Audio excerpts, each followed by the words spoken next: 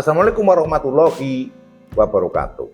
Salam SHMK, Sinau Hukum, Melek Hukum. Pemirsa SHMK, sebangsa dan setanah air dimanapun Anda berada, yang saya hormati, yang saya muliakan, yang berbahagia. Kembali lagi dengan saya melalui channel SHMK yang membahas Undang-Undang Nomor 1 Tahun 2023 yang biasa kita sebut KUHP baru yang akan berlaku mulai nanti 2 Januari tahun 2026. Masih ada kesempatan kita semua untuk belajar KUHP baru, di mana KUHP baru adalah Undang-Undang Produk Nasional. Nah, produk kita sendiri, bukan warisan kolonial Belanda. Dan kali ini pada video yang ke-259. Pada video ke-259 ini kita masih membahas tentang perkosaan.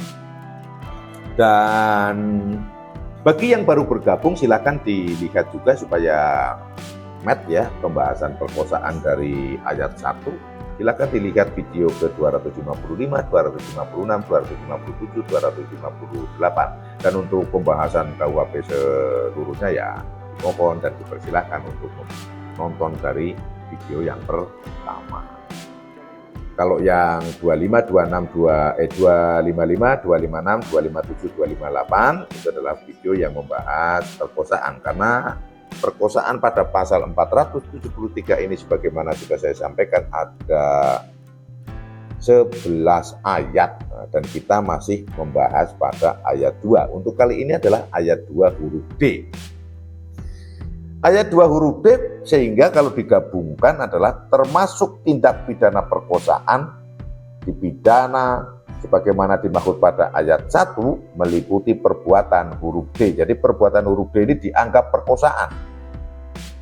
Ancaman hukumannya sesuai ayat 1 pada pasal 473 itu adalah 12 tahun penjara paling lama.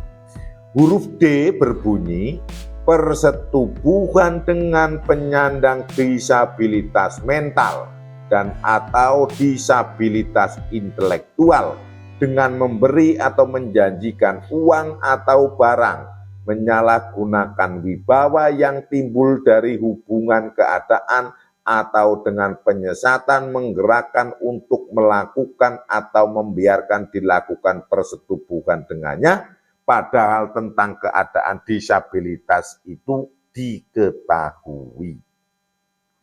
Jadi singkatnya begini, orang pelaku ini tahu persis bahwa orang itu memiliki atau menyandang disabilitas mental atau disabilitas intelektual.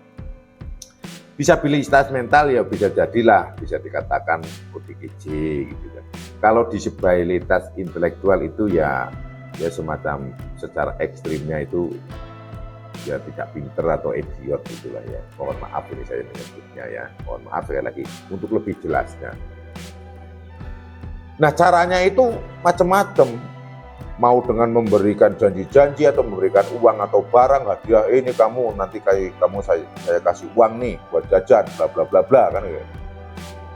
Atau mungkin menyalahgunakan wibawa atau hubungan keadaan. Memelakukan hubungan wibawa sebetulnya untuk yang unsur-unsurnya akan saya terangkan lebih lanjut, namun saya akan menyampaikan hal-hal sebagai berikut.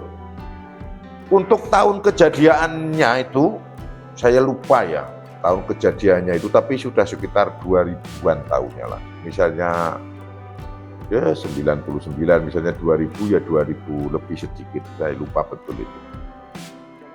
Cuacanya itu hujan deras bener, hujan deras.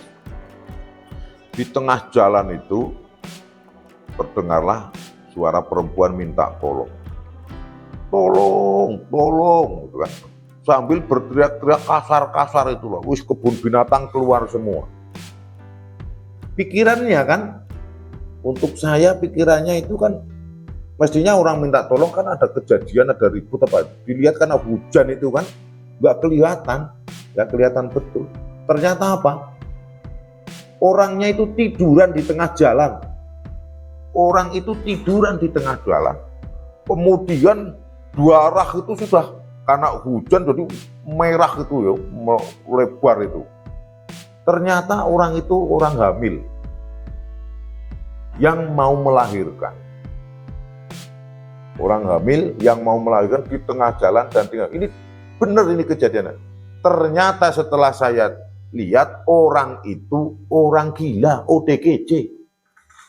ODGJ hamil mau melahirkan di tengah jalan dan situasi hujan. Hujan itu. Kemudian dihentikan ada mobil, aduh tahun itu tuh apalagi hujan ya, mobil itu sudah jarang sekali. Akhirnya ada truk itu yang lewat, dihentikan truk itu, maka dinaikkan ke truk. Ya mohon maaf yang namanya sudah berdarah ini ya, pokoknya tangannya sama kakinya menaikkan, terus kenaiknya itu takut kan juga kalau si perempuan ini walaupun ODGJ lompat dari truk kan jadi masalah lagi. Kue guangin itu berdua. Kue guangin sampailah ke rumah sakit daerah Wat. Sampai di sana nggak lama itu langsung melahirkan anak laki-laki. Gilanya lagi nih ya. Setelah melahirkan sudah dibersihkan, yang perempuan ini yang namanya orang nggak waras langsung tidur. Kacau. Ini kita masuk basah kuyup, ya tidur. Ya. Akhir ceritanya itu seperti itu dan itu diserahkan selanjutnya ke dinas sosial Kulon Progo. Ya Kulon Progo memang kejadiannya di Kulon Progo. Yang menjadi persoalan dari cerita saya tadi berarti kan benar ada orang yang mau juga menyetubuhi orang yang ODGJ, itu fakta. Kan nggak mungkin bisa hamil tanpa disetujui, ya kan? Tanpa disetubuhi, ya.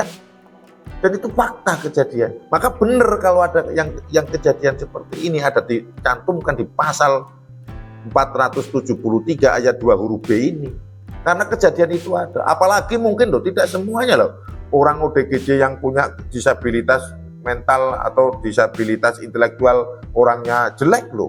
Bisa jadi itu cantik, slemok gitu kan. Bisa jadi kan yang merawat itu malah, wah ini kamu pura-pura, ini kamu begini karena ada hantunya di dalam, ini hantunya harus diambil pakai ini, kan bisa jadi yang namanya tipu muslihat, orang sudah memang niat jahat, niat memperkosa. Nah ini makanya ada pasal ini, karena dia tahu persis bahwa dia adalah disabilitas, dan itu ancaman hukumannya 12 tahun. Jangan sampai kemudian orang-orang yang mohon maaf menderita menyandang kekurangan kemudian dimanfaatkan. Hamil lagi, sampai hamil lagi kan repot lagi seperti itu keadaan. Kalau itu yang tadi saya sampaikan, yang saya ilustrasikan benar itu, kejadian benar itu. Kalau mungkin kalau Pak Joko Pramono namanya ini, Pak Joko Pramono orang Panjatan itu yang melihat, saya ingat yang ikut menolong itu dulu salah satunya Pak Joko Pramono, orang Panjatan beliau. Tapi tahunnya saya lupa lah, tahun itu lupa benar.